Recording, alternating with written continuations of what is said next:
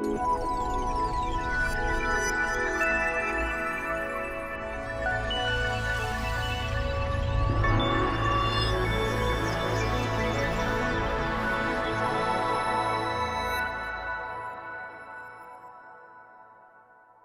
December, Mark Thompson, the Director General of the BBC, made a speech at the Institute of Government, and as reported the next day in The Guardian, he said there was a logic in allowing impartial broadcasters to have a monopoly of the broadcasting space, but in the future, should there be a broad range of choices? Why shouldn't the public be able to see and hear, as well as read, a range of opinionated journalism and then make up their own minds what they think about it? BBC and Channel 4, he said, have a history of clearly labelled polemical programmes, but why not have entire polemical channels which have got stronger opinions? I find the argument persuasive. He made it very clear BBC, publicly funded, would remain impartial, but what he was saying was, why not let flowers bloom, polemical flowers bloom elsewhere?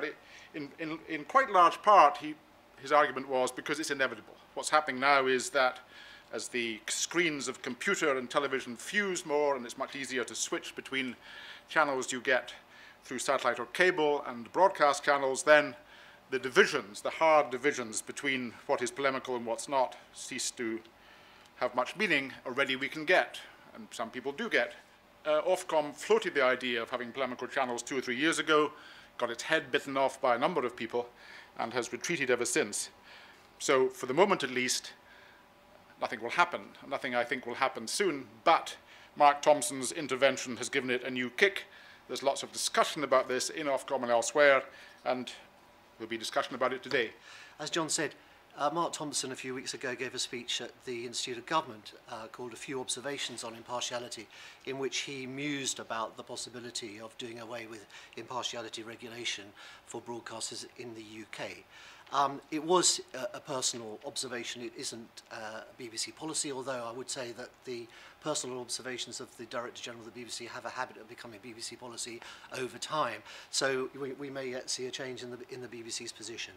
His argument was that we are seeing a rapidly converging media leading to a changing landscape in broadcast news, that people now have a huge access to a very large range of news through PCs, through laptops, mobiles, tablets, and any number of other devices. There's a huge increase in the number of news sites, but also in the range and variety of news providers online, all of which is a huge and very fast developing change in the broadcast environment, with potentially large implications for impartiality. Newspapers, as you all know, are under no obligation to be impartial, nor are foreign news broadcasters broadcasting over the internet. Ofcom's inclined to allow a bit more license even to foreign broadcasters with small marginal audiences when they are UK licensed, that is licensed by Ofcom. In that context, it's just worth reminding ourselves where the impartiality imperative in UK broadcasting comes from.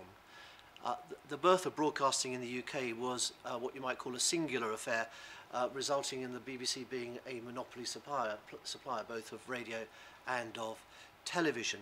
And there was perhaps an understandable wariness on the part of those in power at the time to allow this new and potentially powerful medium unfettered access into the living rooms of the populace. And that unwillingness remained when a sibling was born, as it were, and ITV emerged, a duopoly resulted, and it continued, even though there were more siblings in the shape of Channel 4 and Channel 5, and a sort of oligopolistic position resulted. Legislators showed no desire to move away from the original model despite these developments.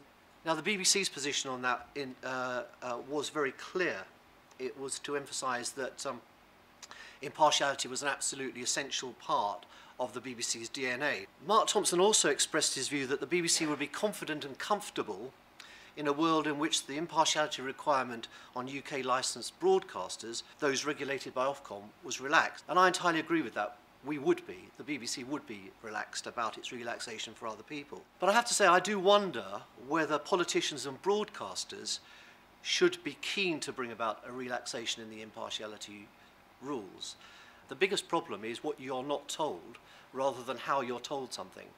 And if I can give one example from the UK, the recent history of the phone hacking reporting in this country indicates that you could have read certain newspapers for a very long time and been utterly unaware that that story was taking place. Secondly, I think that you need to think about what the impact might be of what I call gravitational pull. The BBC is confident that it can remain impartial in a sea of bias. But could the agenda of impartial broadcasters be affected by the noise from stage left and stage right?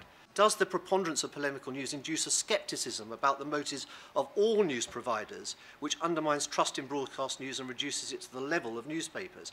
The United States got rid of what they called the Fairness Doctrine in 1987, and since then there's been a massive collapse in trust in the media. That might have other causes as well, but it may well feed into it.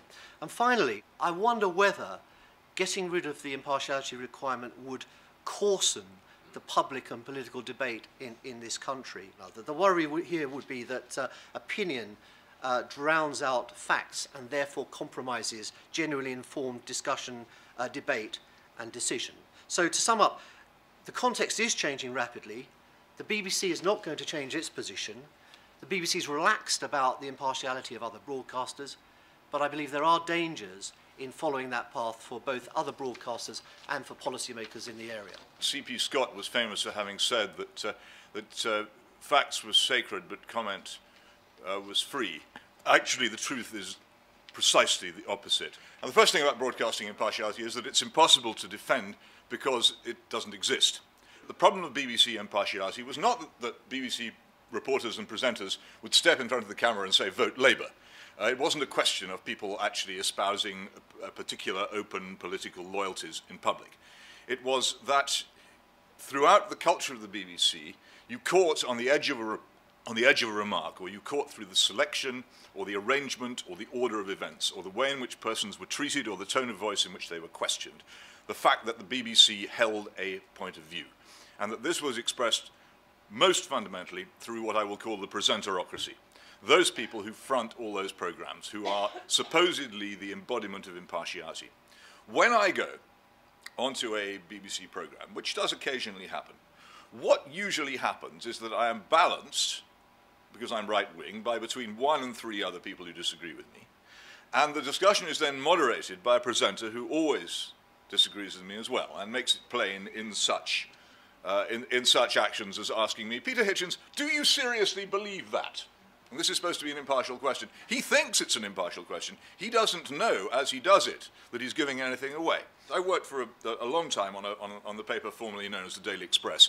We don't mention it now because of its ownership, and I have no further connection with it.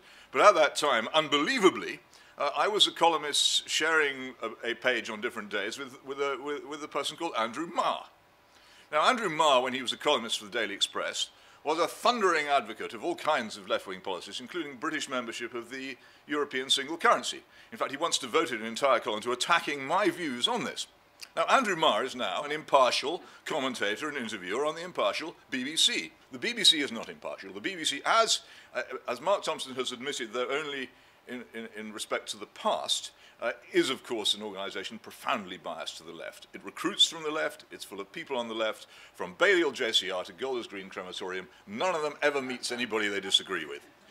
That is the BBC. It's a lovely organisation. I favour its continued existence, and I don't think that I wish to join those who won't pay their licence fee or who demand that the airwaves in this country are handed to Mr. Murdoch, who has his own problems and with whom I have as many gripes as I have with the BBC, and I'm certainly not in any way here to advocate Fox News. The national broadcaster has a duty to reflect that there are different views in this country.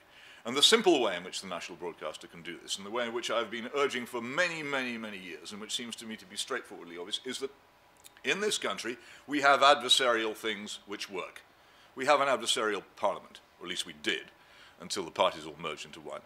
We have adversarial trials, in which the defence and the prosecution conflict in front of a judge and an impartial jury.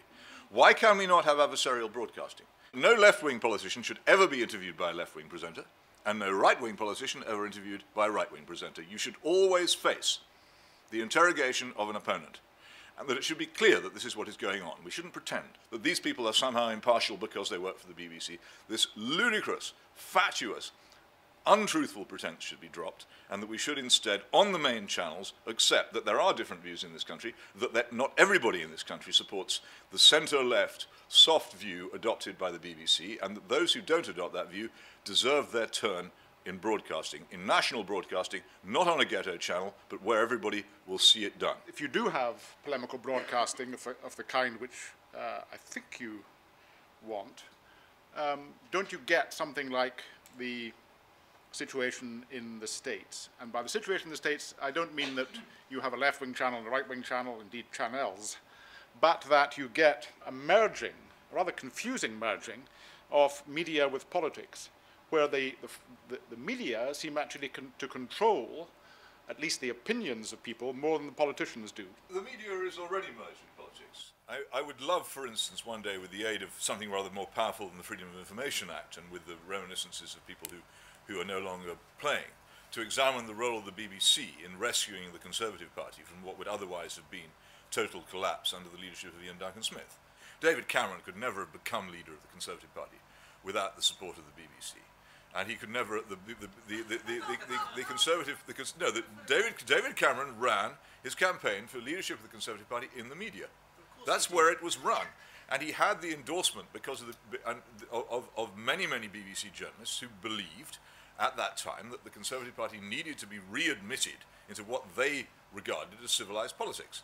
That is to say, the politics of the centre-left. There's no question in my mind that the BBC was entirely committed as an organisation to intervening in the politics of the country, but not openly, not in a way that anybody could actually hold it to account for, but in this covert, sneaky way, which is hidden under impartiality. This is an organisation which claims that it is an act of impartiality to fire Melvyn Bragg as the presenter of Start the Week because they've suddenly discovered that he supports the Labour Party. It was a formalistic act, completely and utterly devoid of any real impact or importance, and of course that was reinforced by the fact he was promptly given the job presenting a programme remarkably similar to Start the Week elsewhere on Radio 4. There is no impartiality. If it's said, we are the BBC, we believe in these things, we have certain policies, we want this country to be more deeply integrated in the European Union, we don't believe in the punishment of criminals, we don't believe in selective education, we don't believe in certain aspects of foreign policy. If it said all these things, then that would be okay, but it doesn't. And what's more, it prevents people saying things on its channels which are opposed to those ideas, because they simply don't get a fair hearing. I think in at least one thing Peter is right, and that is that the Conservatives did think that they had to suit themselves to the BBC, and Andrew Marr said in a meeting which was more or less public, the BBC is left liberal in its views. Not has been, but is. So that charge is probably right, isn't it, David? Andrew Marr wrote that in his biography, his autobiography actually, his book about journalism. He wrote that two things. One, he wrote that the BBC had a metropolitan liberal attitude.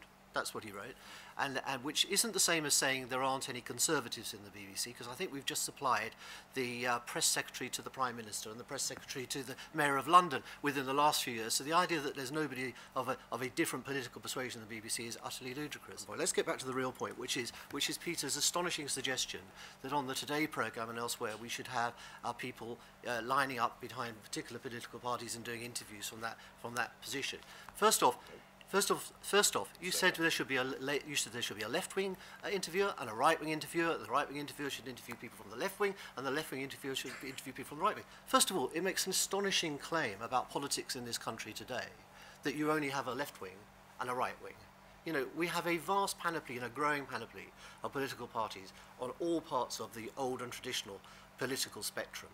Secondly, let's just give the British people a little bit of credit for intelligence about our political system. It's a bit daft to think that one of our presenters, before interviewing the leader of the Conservative Party, has to say, oh, by the way, I voted Labour at the last election, or vice versa, or by the way, I've always been a closet supporter of yours, or whatever it may be. It's an absurd suggestion.